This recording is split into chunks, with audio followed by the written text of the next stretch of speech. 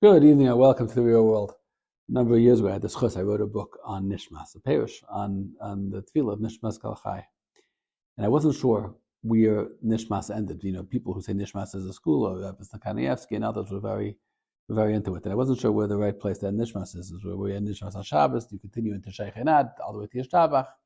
So I asked somebody who was very close to Rabbi Kanievsky to go in. He was by Rabbi Chaim every day, to ask Rabbi Chaim this question, where the school comes from. Actually, it was by Yeshiva Ateres Shimon, Rabbi Shai Groucha. Then he was by Rabbi Chaim Kanievsky. Then he worked by the Gadol Hador, and now he's come out the Gadol Hador himself. Look at that. So he asked Rabbi Chaim this question, and Rabbi Chaim said, "You're asking because of this week's parsha, I guess."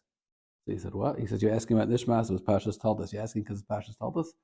So he said, "What shaychus Nishmas Parshas told us?" He says, "Oh, my father always told us. The disciple always told us that the school of Nishmas that the Kaf HaChaim brings, that the pasuk says in this week's parsha, that Vayeta Yitzchak dav l'noichach ishtay, opposite his wife.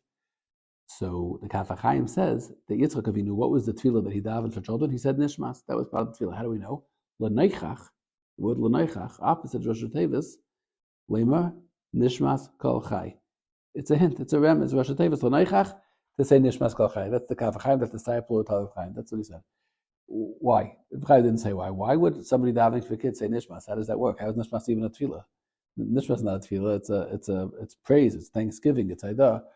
Where is that asking?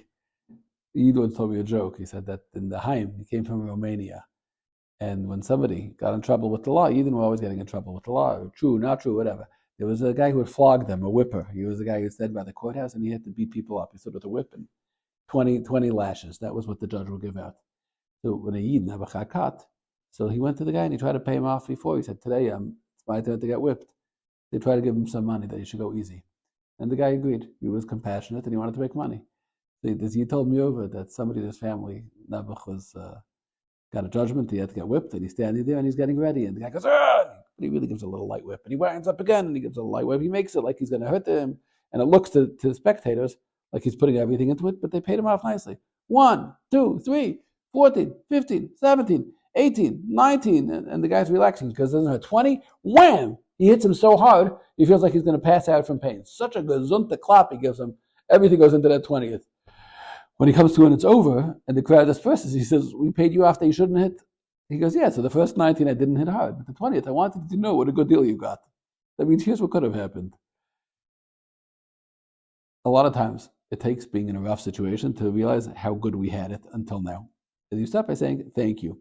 You look anywhere. You look at any clip and any video of what's going on in the streets of North America, of Europe, and you realize all along that we really are a sheep between 70 wolves, and their fangs are bared, and the sin is so great. And you realize that really nothing changed. It didn't just happen this week that people started to hate Yidden. That was always like that. The Rebbe Chassadov protected us and spared us. We were blissfully unaware of how deep that hate runs. And we lived lives, and we built houses, and we built businesses, and all kinds of normal life. And now we're seeing a rough time where the truth is being shown. We should say Nishmas, because Rebbe Shalom, thank you for all the years we had until now that was calm. And in the hope that we acknowledge that, then we can go back to not having it anymore. Once we recognize that it's the Rebbe Shalom holding them up and keeping them at bay, then the Rebbe Shalom doesn't have to do it for us to know that. So the Nishmas becomes the tefillah, saying, Rebbe Shalom, we recognize your chasadim.